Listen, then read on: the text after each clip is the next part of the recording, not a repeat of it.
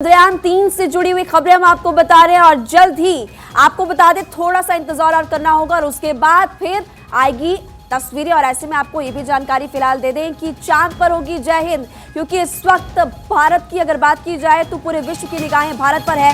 और इसी से जुड़ी हुई बड़ी खबर आपको बता दें, विक्रम लैंडर को ट्रैक करेगा नासा के 3 एंटीना विक्रम पर नजर रखेंगे। ये भी आपको बता दें कि दरअसल ट्रैकिंग यहाँ पर की जाएगी और ईएसए भी विक्रम लैंडर को ट्रैक करने वाला है। तो लगातार बड़ी खबर हम आपको बता रहे हैं चंद्रयान-3 से जुड़ी हुई। आप ही की बड़ी खबर ये कि विक्रम लैंडर को ट्रैक करेगा नासा की 3 एंटीना विक्रम पर नजर रखेंगे और ईएसए भी विक्रम लैंडर को ट्रैक करेगा। इस वक्त गेस्ट का एक बड़ा पैनल फिलहाल हमारे साथ मौजूद है। आपको बता दें कि प्रोफेसर आर यादव और इसके अलावा निमिष कपूर जी भी हमारे साथ लगातार बने हुए हैं। रविंद्र सचदेव जी भी इस वक्त फिलहाल हमारे साथ बने हुए हैं। रविंद्र सचदेव जी, भारत को सुपर पावर बनाने वाले आखिरी के 15 मिनट सॉफ्ट लैंडिंग होगी और उसके बाद भारत बनेगा विश्व गुरु।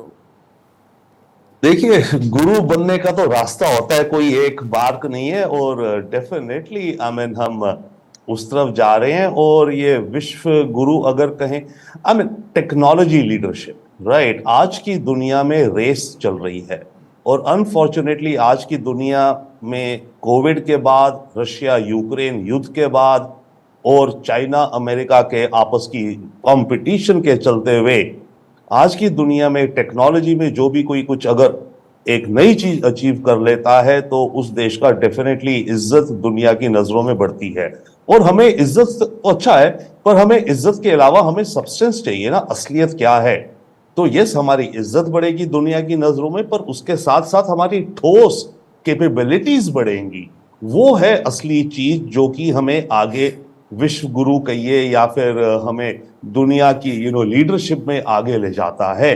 तो डेफिनेटली यस, इसमें भारत में हम सब, मेरे ख्याल से आपने देखा इतने प्यारे प्यारे बच्चे ऐसी देख रहे हैं। इमेजिन कीजिए इन बच्चों की क्या इमेजिनेशन होगी, इन बच्चों के दिमाग में क्या चल रहा होगा और आगे चल के यही लोग तो फिर हमारे देश को और आगे ले जाएंगे।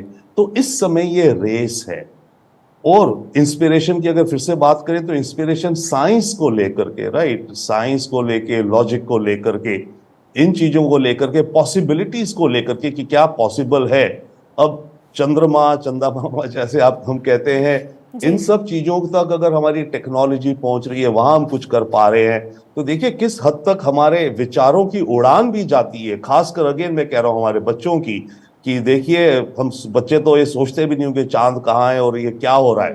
देखिए, पृथ्वी पे हम कोई भी चीज अचीव कर लें टेक्नोलॉजी की, आज की तारीख में किसी वेपन में कर लें, किसी भी चीज में, न्यूक्लियर एनर्जी में कर लें, हम जो भी आप कहिए, सबसे रॉकेट साइंस में कर लें, बट वो कोई अचीवमेंट हमारी स्पेस में कहीं अगर हो, उसका इम्पैक्ट और उसकी इंस्पिरेशन का बिल्कुल ही अलग एक इम्पैक्ट होता है हमारे अपने देश के बच्चों में। बट यस, ओवरऑल दुनिया में भी हम पहले देश होंगे जो साउथ पोल इतनी डिफिकल्ट इस टेक्निकल फीट को अचीव कर पाएंगे। तो वो तो सल्यूट है हमारे साइंटिस्ट को। आपके साथ भी बैठे हुए हैं 2 एमिनेंट लीडिंग साइंटिस्ट हमारे देश के, राइट। तो इनकी मेहनत को और इनकी अचीवमेंट्स को सल्यूट है ये जो होगा।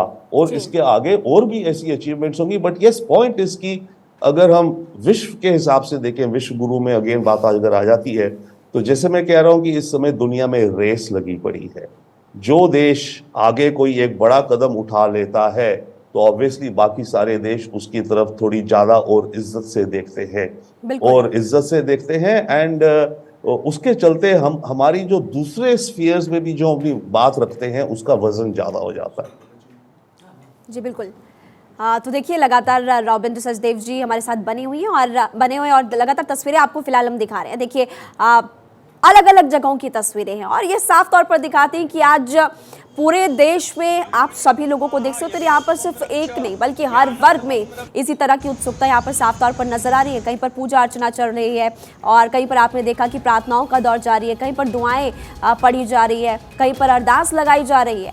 और यही खूबसूरती हमारे भारत की, हम सभी एकजुट हैं और आप देख सकते हैं कि अब जब भारत के हाथ ये बड़ी सफलता लगेगी तो उसको लेकर के पूरे देश भर में आज प्रार्थनाएं फिलहाल की जा रही है। चांद पर भारत होगा, आज लैंडिंग होने वाली है। फिलहाल आपको लगातार अलग अलग जगहों की तस्वीरें दिखा रहे हैं। आपको हमने उत्तर प्रदेश की तस्वीरें दिखाई, पंजाब की दिखाई, दिल्ली की तस्वीरें आपको दिखाई। हर जगह पर कुछ ऐसी तस्वीरें सामने आ रही है। आपने भी सुना कि यहाँ पर जो छात्र है, छोटे छोटे बच्चे हैं, उन्होंने भी खुद ये कहा कि हम सुबह से लगातार यहाँ पर बने हुए हैं और हम भी बस इंतजार कर रहे हैं। बस थोड़ा सा और इंतजार करना होगा क्योंकि 6:04 पर 5:20 पर दरअसल लाइव प्रसारण शुरू हो जाएगा। और अलग अलग जगहों की तस्वीरों को फिलहाल आप देखिए, यहाँ पर हवन यज्ञ पूजन फिलहाल चल रहा है। ये तस्वीरें इस वक्त आपकी टीवी स्क्रीन पर है। और इसी बीच भारत के लिए आज का ये दिन बहुत ही ऐतिहासिक है। चंद्र विजय की घड़ी अब बहुत नजदीक आ चुकी है। इतिहास रचने से बस एक कदम की दूरी पर भारत है, इसीलिए आज का दिन सबसे ज्यादा महत्वपूर्ण भी है। और ये भी आपको बता दें कि चंद्रयान 3 को लेकर दुनिया भर की नजर इस वक्त भारत पर।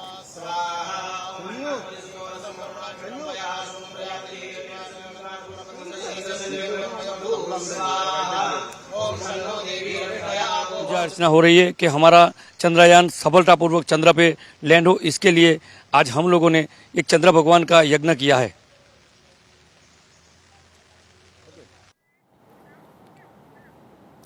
तो चांद पर चंद्रयान और इस वक्त पूरा हिंदुस्तान फिलहाल दुआ मांग रहा है और सभी काफी ज्यादा उत्सुक भी है। पलक भी हमारे साथ जुड़ी हुई। पलक, तरीके से आप तस्वीरें भी लगातार दिखा रही हैं अलग अलग जगहों से हवन पूजन। इनफैक्ट कल से ही इस तरीके की प्रार्थनाओं का दौर, दुआओं का दौर चल रहा है और हर कोई बस यही दुआ कर रहा है कि ये जो मिशन है वो जरूर सफल हो। अगर बात हम इसरो की करें, इसरो का भी कहना है कि हम पूरे तरीके से तैयार हैं। इसरो ने यह भी कहा है कि 4 साल का समय कोई कम समय नहीं होता है। हमने इन 4 साल में बहुत चीजों में सुधार किया है। चंद्रयान 2 में जो गलतियां हुई थी उन पर हमने यहां पर सुधार करने की कोशिश की है। इसरो ने खास बात यह भी कही है कि हमने बैकअप प्लान पूरा तैयार कर रखा है। बैकअप प्लान भी तैयार है।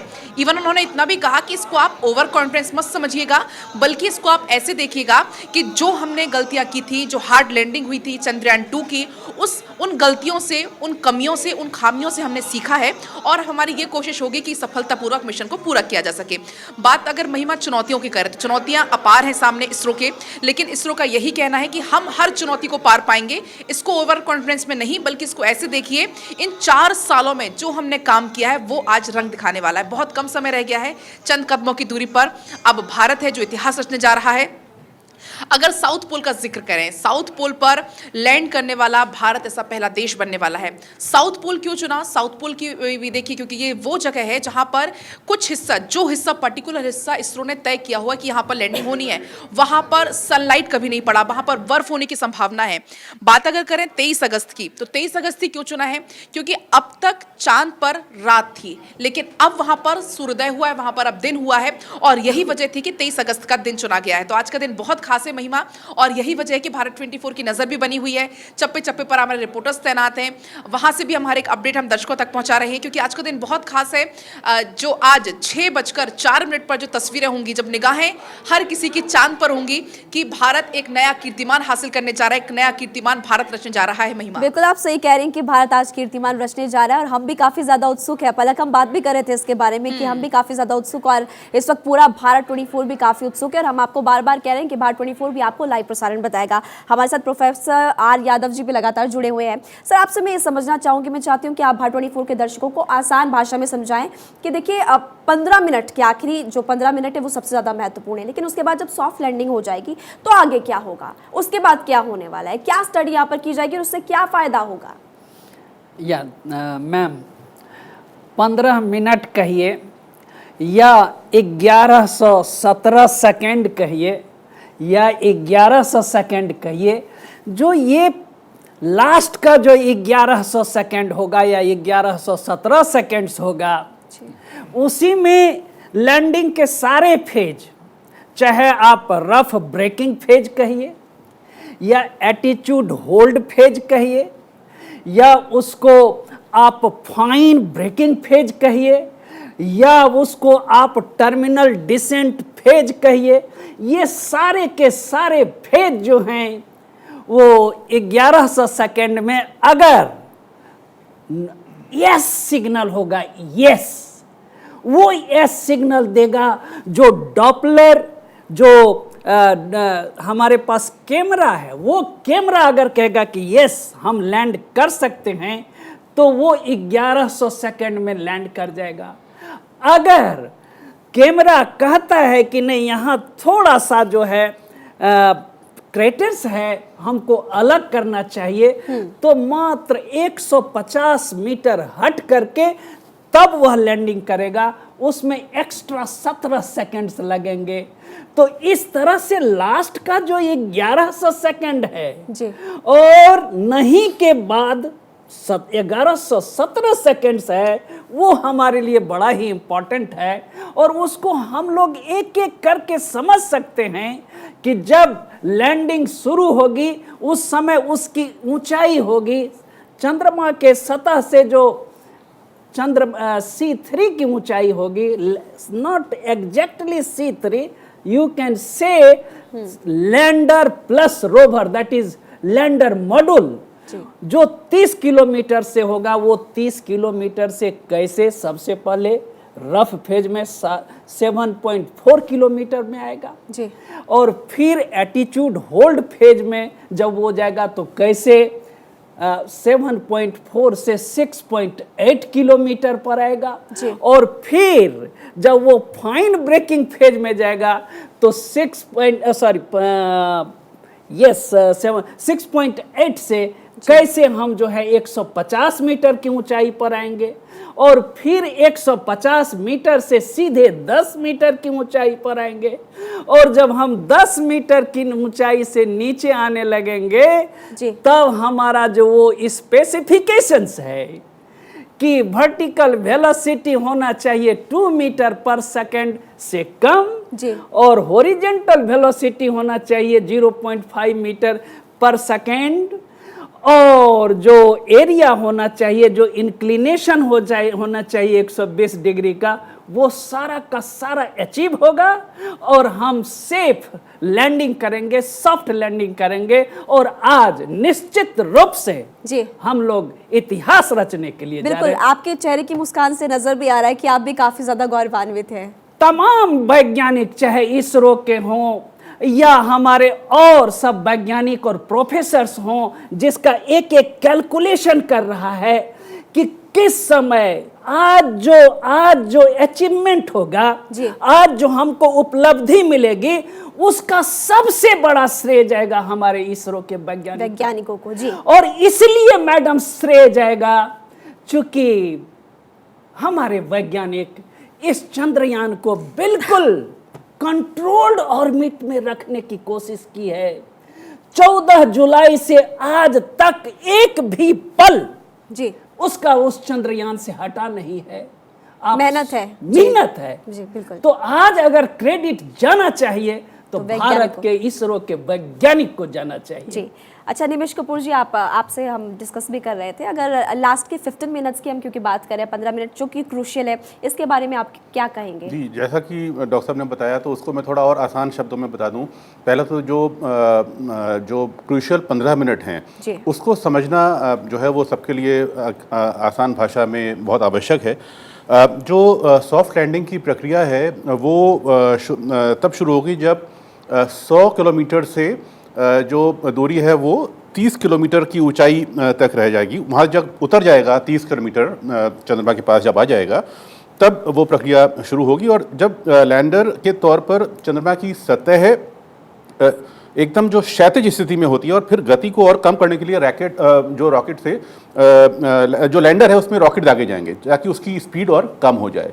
तो बूस्टर या जो उसमें लगे हुए हैं वो दागे जाएंगे और 30 किलोमीटर की ऊंचाई पर जब होगा तो इसकी गति बहुत अधिक होगी और उस गति को नियंत्रित करते हुए चंद्रमा की सतह से 7.4 किलोमीटर की ऊंचाई पर जब ये पहुंचेगा तो ये एक बहुत क्रूशियल समय होगा, ये फेज होगा। और 100 किलोमीटर की ऊंचाई से 7.4 किलोमीटर की ऊंचाई तक पहुंचने में करीब 10 मिनट लगते हैं और ये इसको हम पहला स्टेप कह सकते हैं जी। और दूसरे जो 15 मिनट का जो पहला स्टेप है ये 100 किलोमीटर से 30 और 30 से 4 किलोमीटर चंद्रमा के नज़दीक आ गया। इसको हम पहला स्टेप कह सकते हैं, और जिसमें मैंने बता दिया आपको कि इसमें रॉकेट या बूस्टर दागे जाएंगे ताकि उसकी स्पीड कम होती जाए।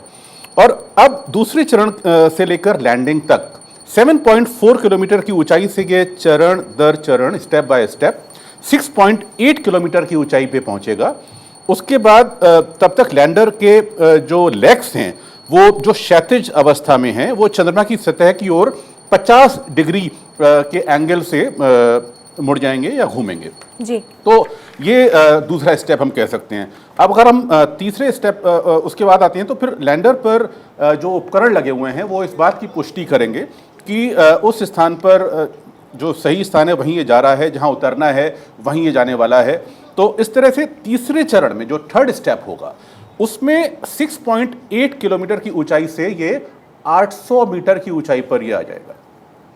तो 800 मीटर की ऊंचाई पर जब उतरेगा इस स्तर पर लैंडर 50 डिग्री क्षैतिज कोण पर चंद्रमा की सतह पर एक जो है वो लॉन्गिट्यूडनल होगा। इसके अलावा रॉकेट की गति भी कम हो जाएगी। और तीसरे और चौथे चरण में 150 किलोमीटर की ऊंचाई वाला ये चरण है चौथा। बिल्कुल निमिष जी, आपको माफ कीजिए रोकना पड़ रहा है क्योंकि इस समय की थोड़ी सी कमी है। एक छोटा सा सवाल मैं रॉबिंद्र सचदेव से भी लेना चाहूंगी क्योंकि इसरो के वैज्ञानिकों की मेहनत है, उनको श्रेय जाएगा, लेकिन क्या मौजूदा सरकार की ब्रांडिंग पर इसका कोई असर पड़ सकता है, देखने को मिल सकता है?